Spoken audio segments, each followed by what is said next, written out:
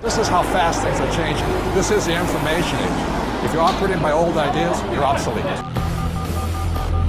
You begin the game by, identifying your dream. I think that's really where it all starts. In today's economy and where we are today, it's not just a dream, it's more of a necessity. You've got to identify how you're going to survive more than how you're going to just, get something out there that you want.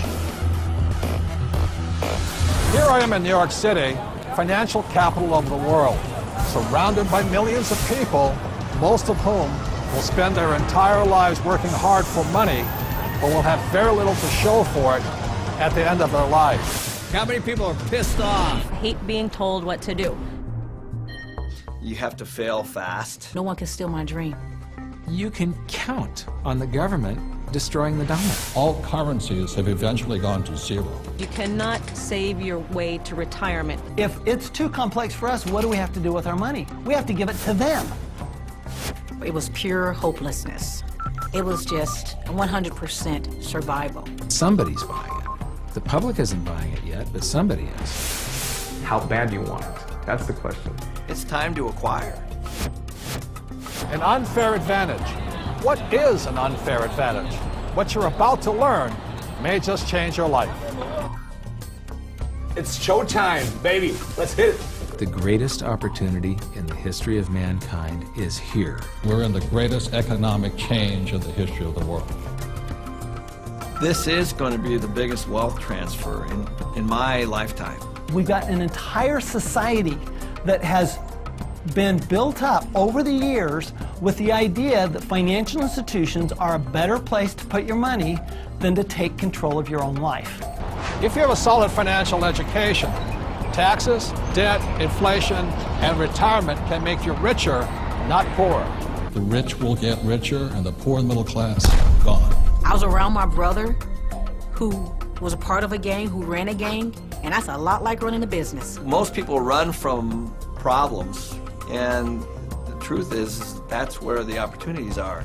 This really is a perfect financial storm. So I am optimistic about the future. It's going to crash. The next big economic boom will not be from the internet or China or India, but will be from empowering women. A big part of success is failing so many times that you learn and learn and learn your lessons. Robert says all the time that if you're not being successful, it's because you're not making enough mistakes. People think that cash is like a safe place to be, a place to park your purchasing power. And I think cash is the worst investment that you can have. And if you follow an economist, you're in trouble. Okay, you want to have barely enough income to survive, if you're lucky. Go do 401ks, go do mutual funds, be my guest. This is the best time to talk about this because people have had a shift of context with this economy. To change your financial life often involves changing your mindset. It really is where it starts, is the attitude, it's the mindset, it's the decision that you're going to, take responsibility for your own financial life. Knowledge is money. Show business. When you think about show business, you always think about the show, right? Cameras and movie stars and makeup and glamour. But you never think about the business side of it because we don't have financial education. And I didn't learn that until 20 years down the road in my career. And now, I'm not only an expert in the show part of it, but I'm becoming an expert on the business side of it. Business is about production. We can produce our way out of any problem. I was probably age 8 when I started thinking about millions.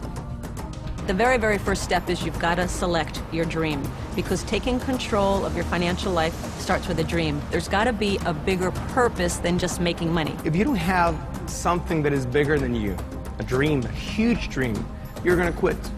Your friends and who you hang out with, whether you're a child or whether you're an adult, will dictate your destiny and your future. And so you have to be picky and choose your surroundings very carefully. It's creativity. It's brainstorming. It's being around like-minded people. People have so many emotions attached to money. And it might be because of how their parents thought about money, or an experience they had around money that, they think it's evil, or they think rich people are bad people, and all of this stuff.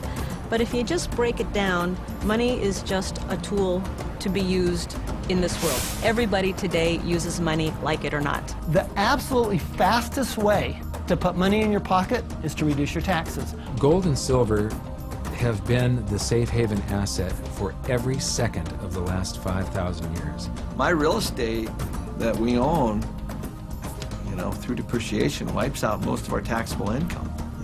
It just makes so much sense to me, and it's so much easier.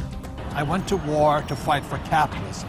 I fought for the freedom for a person like me who had nothing, to work hard, to use my brains, and to build a better life for myself and many other people. The problem isn't capitalism. The problem is laziness. People who expect something for nothing. The problem is greed. People who take more than they give. And the problem is ignorance, an education system that thinks that money is the root of all evil. It's ignorance, it's financial ignorance that has caused so much of this problem, not capitalism. It's not just a dream, it's more of a necessity. You've got to identify how you're going to survive